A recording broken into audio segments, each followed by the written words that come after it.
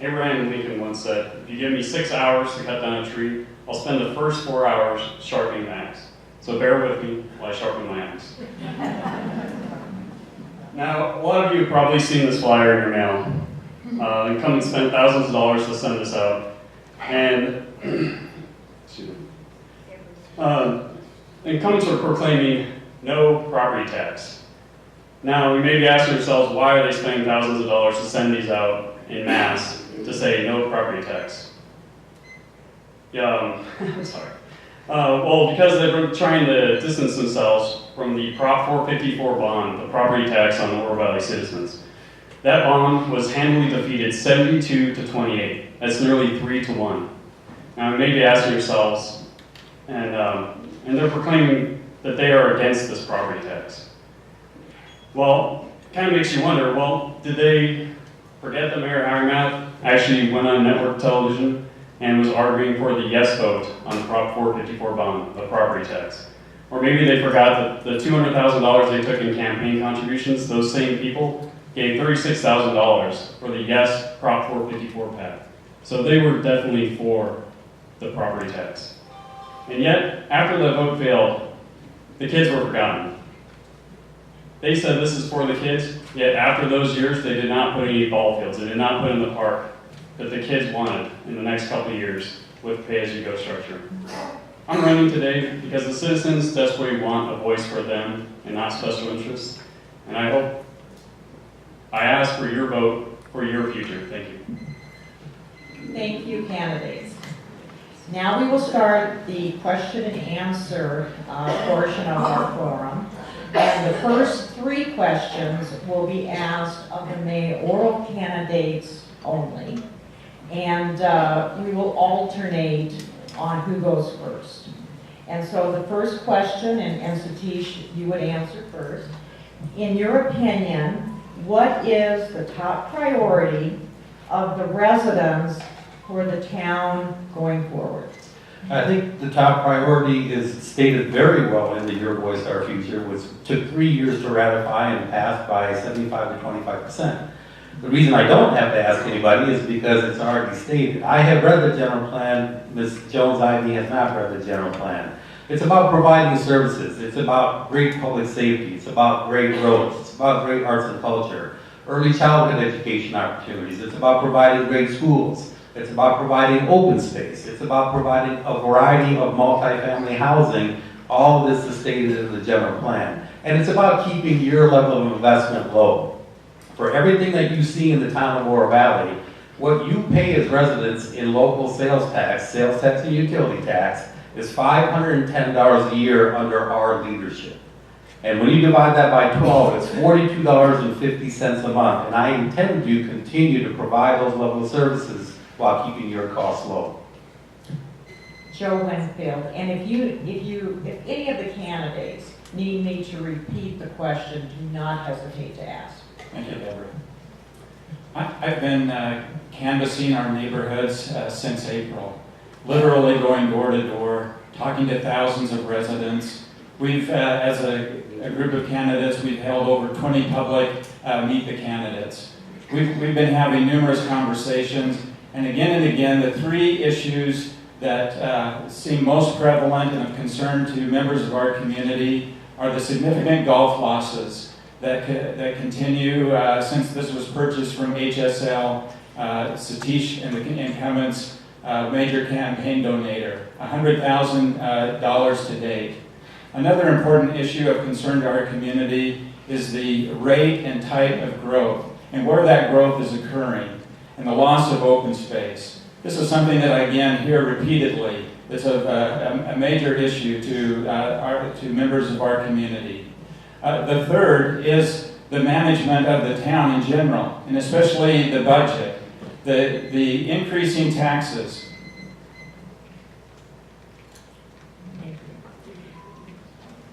With the next question, we will reverse it, and Joe Winfield will answer first. How will you determine if or when the golf operation becomes an unacceptable financial drain?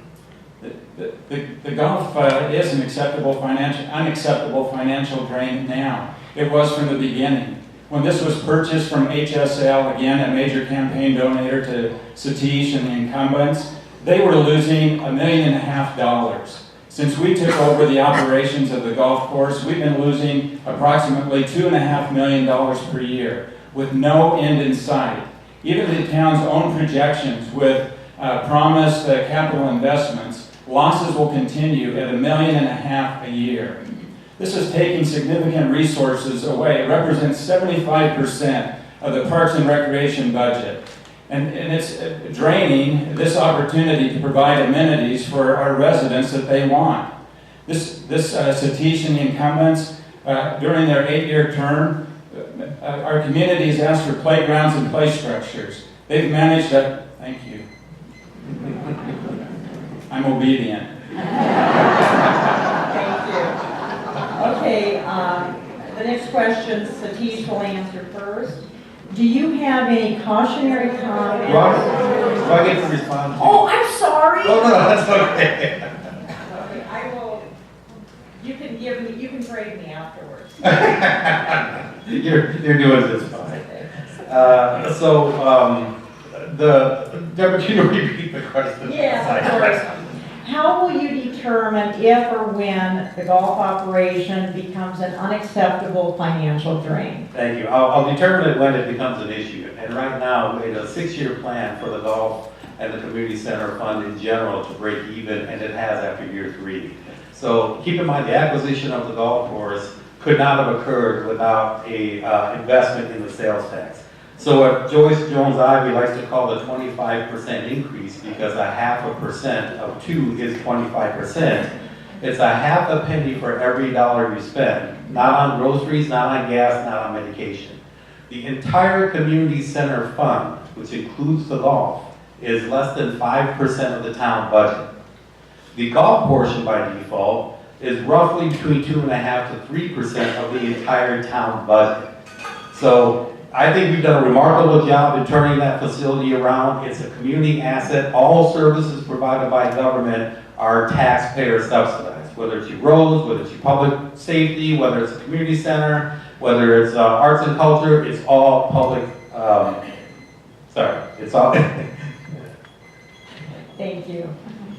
The next question, Satish will answer first, and it is, do you have any cautionary comments or opinions about the term contract renewal coming up in 2019?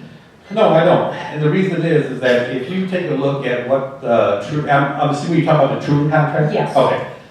So the true contract, when we took that over, golf was at a very low playability from the outside world coming in. Now you're talking about last year, I think through May or something like that, there's over $980,000 of outside play in the form of revenues. In addition to that, they do a great job attracting tournaments, which feeds our bed tax and our sales tax. And so contractually, no. Every year since they've had the contract, it's been on an uptick, and I think that's all I can ask for.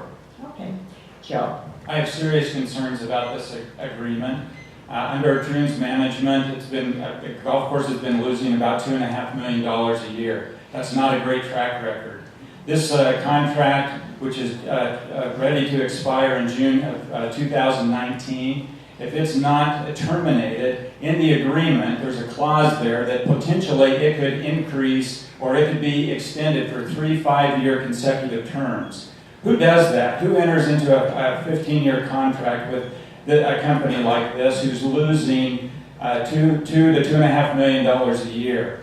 They have a management agreement that we pay them $144,000. If you do the math over that 15 years, that's a secure $2.5 million to Troon. And what have they provided to us? All they've provided under their management is continuing losses. Under any other circumstances, this contract would have been canceled long before now. I believe there's a clause in the contract that if they're... Thank you. Now we will let the council candidates answer some questions, and Satish and Joe, you can sit back and relax. The first question will be presented for Joe Hornet and Melanie Barrett, and in that order. And the question is, In your opinion, what is the purpose of a main street for Oro Valley and how important is it?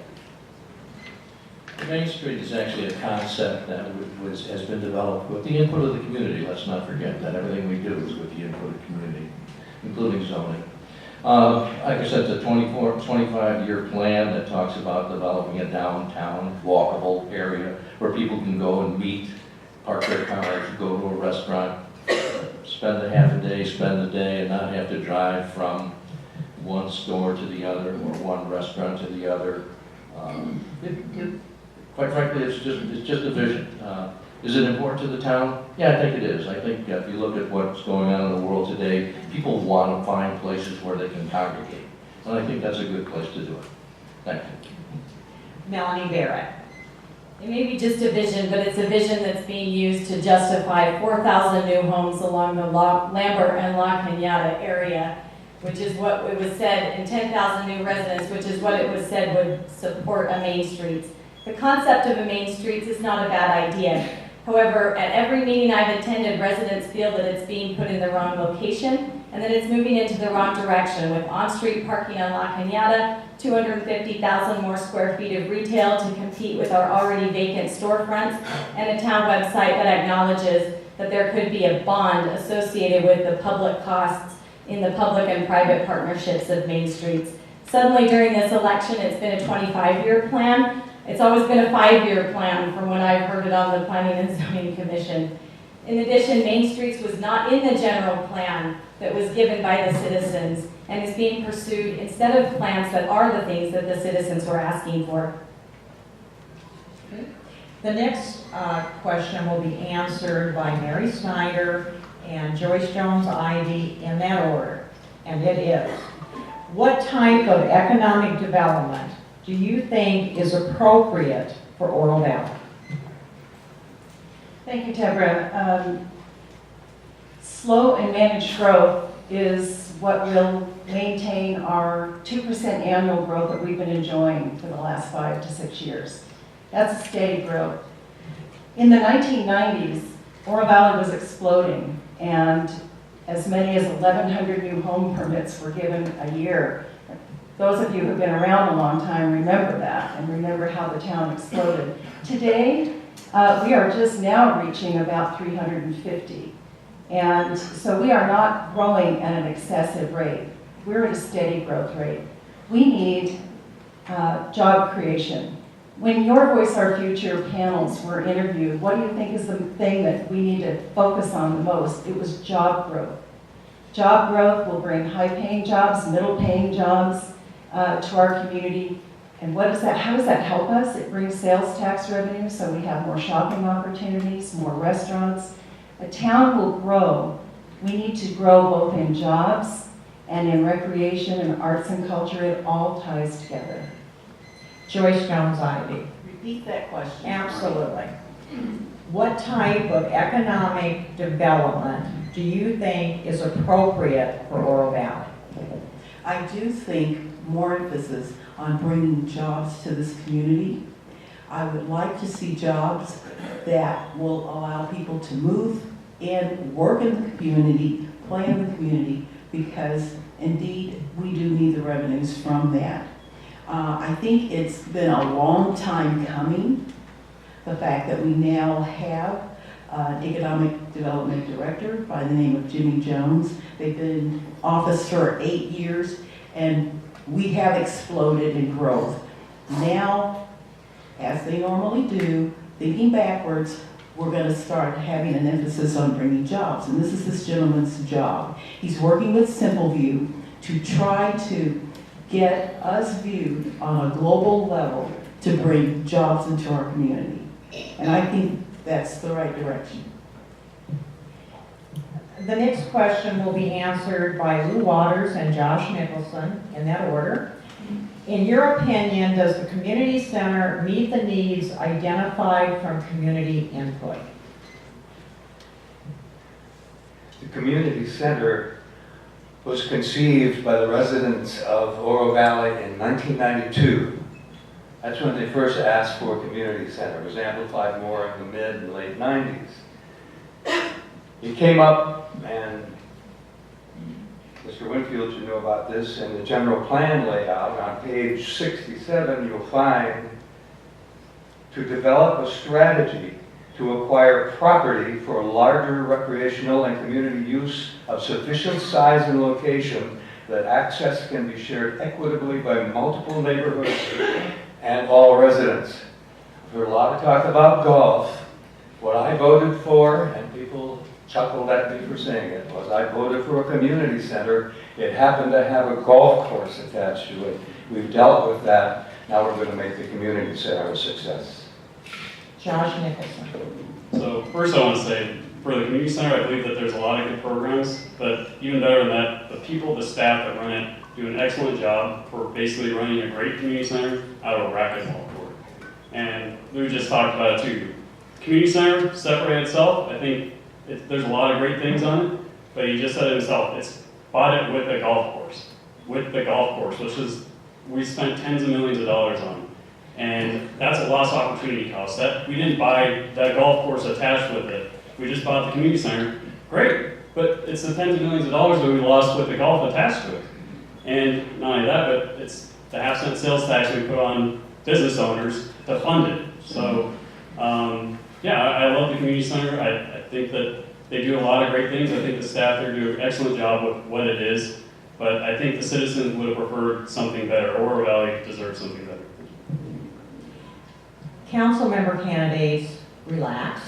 The next 3 questions are for the 2 mayoral candidates. And we will, because of where we left off, we will begin, or Joe Winfield will answer first for this question. Do you believe that the 72% increase in town expenditures has been appropriate versus the 12% consumer price index increase over the past 7 years? If so, why? If not, how would you propose that expenditures be constrained going forward? I don't believe it's appropriate. The current trajectory of our town budget is simply not sustainable. I would begin with looking at the organization itself. Personnel under under Satish and the incumbents has grown 18%. A good place to start is at the organization and looking at, are there vacant positions that are simply not needed, or is there a need for reorganization within departments? Organizations are always changing and shifting, and that's the first place I would look, is at personnel costs, because that's where your most significant costs are in any kind of organization, including a town. I would also look at just simply the or discretionary costs. This is also a place where I suspect, given that rate of growth, where there is significant savings within the town budget that would not impact any of the core services of the town. Satish Hireman. That's just a great demonstration of a failure to understand or comprehend the budget. So from last year to this year, 83% of that increase was due to revenue enhancements, right? So the $15 million of the RTA, over the past 7 years under our leadership, you're talking about $16 million in budget surpluses. When you add 16 and 15, that's $31 million.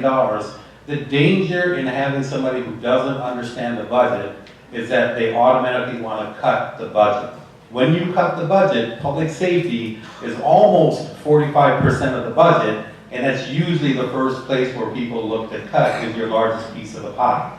So the insinuation that the bloated budget is revenue plus expense equals bank account. The reason our budget is going up on the bank account is because the revenue side has gone up. And it's this failure and this lack of understanding and this propagation of mistruths out there that play into the challenge assignment.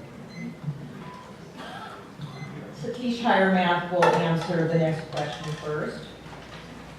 In your opinion, under what circumstances are exceptions to the general plan appropriate? Actually, probably never, to be honest with you. And I'll tell you why, because it was voted on by residents of the town of Oro Valley. This general plan, Your Voice, Our Future, is the first general plan, and I've lived here for 28 years. that was a direct reflection of all facets of the community, not just one segment of the community. So again, the process for varying the general plan does not start with mayor and council. And they would like you to believe it starts with mayor and council, but it doesn't. It starts with development coming in, and they speak to neighbors in neighborhood meetings, then they go to P&Z. As a matter of fact, the decision of the Town of Oro Valley mayor and council makes, we're at the tail end of the process. And I think that's another mistruth that's being spread out there, saying that the mayor and the council are wantonly or just willingly and without any regard and disregard for the residents of the Town of Oro Valley that we're changing the general plan, and that is just not true. We're at the tail end of the process, not at the beginning of the process. Joe?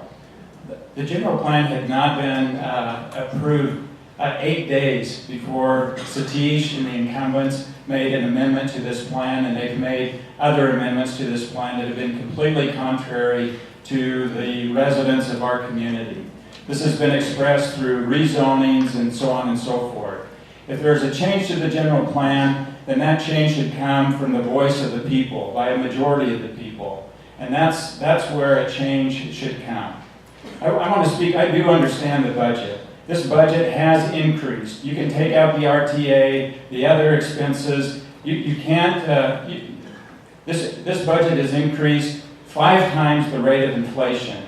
And they've managed this budget by increasing taxes, the utility tax, doubling that, by adding the sales tax, by adding a $14 million bond to this particular fiscal year. This is how they have balanced budgets, through tax increases and debt.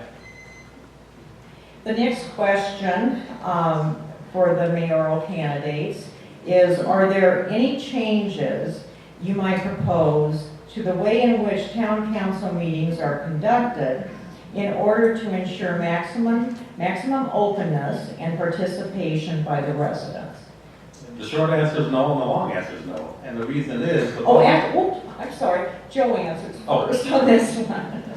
Well, I think it is important to remember that the reason that there are these rules established in terms of public involvement at a town council meeting is that this is essentially a forum where the public has an opportunity to view the government at work. And so there are some limitations to community participation in that setting. But there certainly are other opportunities. Town halls, for example, or if it were me, I would be holding regular meetings at the library or some other venue, or attending homeowners association meetings. There's a variety of ways to reach out to the public. There's also digital ways. We've had to postpone, but we're looking forward to having a Facebook Live. So there's a variety of opportunities to engage and involve the public.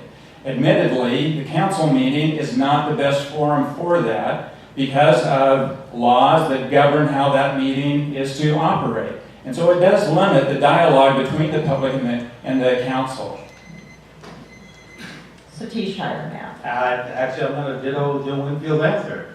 What people don't realize is that council meetings aren't really for the general public to be involved, other than 2 areas. Blue cards, which is taken up before the meeting and the end of the meeting, and public hearings. Other than that, it's an opportunity to watch us arrive at a conclusion so that we don't violate an open meeting law by already working deals behind closed doors. And so to Joe Winfield's other point about having town halls and meeting with the public, that's